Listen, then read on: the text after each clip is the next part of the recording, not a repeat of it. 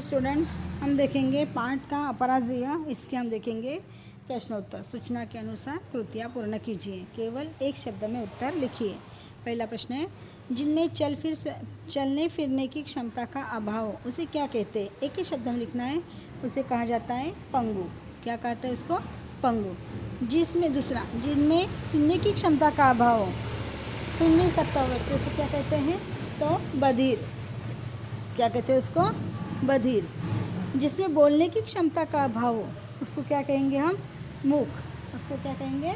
मूक। और जिसमें स्वस्थ शरीर में किसी भी एक क्षमता का अभाव हो, स्वस्थ शरीर में किसी भी एक क्षमता का अभाव, उसे क्या कहेंगे हम? अपंग।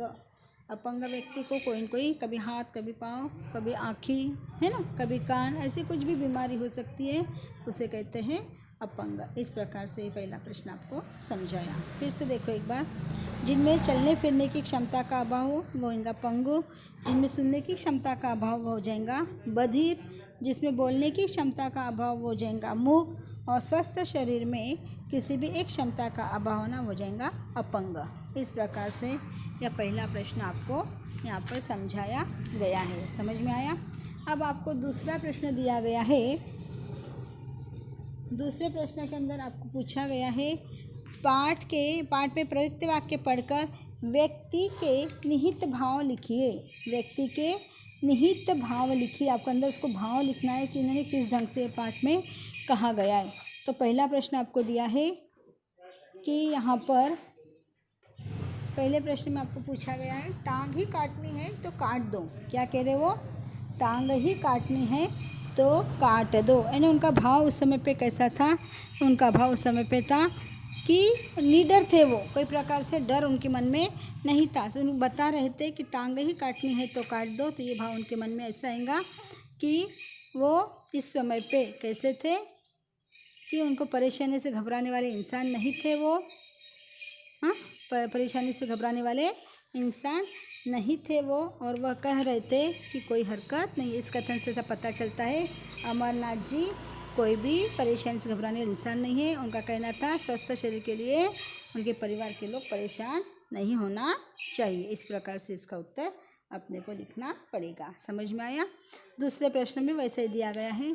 तो दूसरे प्रश्न में आपको लिखना पड़ेगा, दूसरे प्रश्न में आपको लिखना पड़ेगा उसका उत्तर कि आपको पूछा गया है कि मैं जानता हूँ कि जीवन का विकास पुरुषार्थ में है, आत्महीनता में नहीं।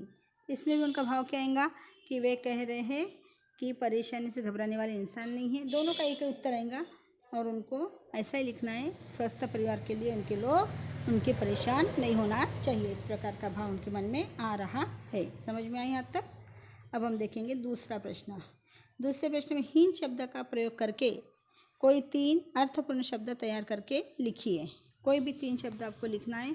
अर्थपूर्ण शब्द आना चाहिए और शब्दों का अर्थ आना चाहिए। बिना अर्थ का शब्द लिखेंगे तो उसको मार्क्स नहीं दिए जाएंगे। तो आपको लिखना है यहाँ पर। पहला प्रश्न आपको दिया गया है, उसी की जैसा दूसरा और तीसरा भी आपको लिखना है। तो क्या लिखेंगे हम पहले प्रश्न के साथ? पहला प्रश्न आपको दिया गया आत्म प्लस हीन। आत्म प्लस हीन तो क्या बन गया वो? आत्महीन। क्या बना वो? आत्महीन बना। उसी प्रकार आपको दूसरा प्रश्न दिया गया है। दूसरे प्रश्न में आपको लिखना आपके मन से। हम लिख सकते हैं धन प्लस हीन, धनहीन। क्या लिख सकते हैं हम? धन प्लस हीन, धनहीन।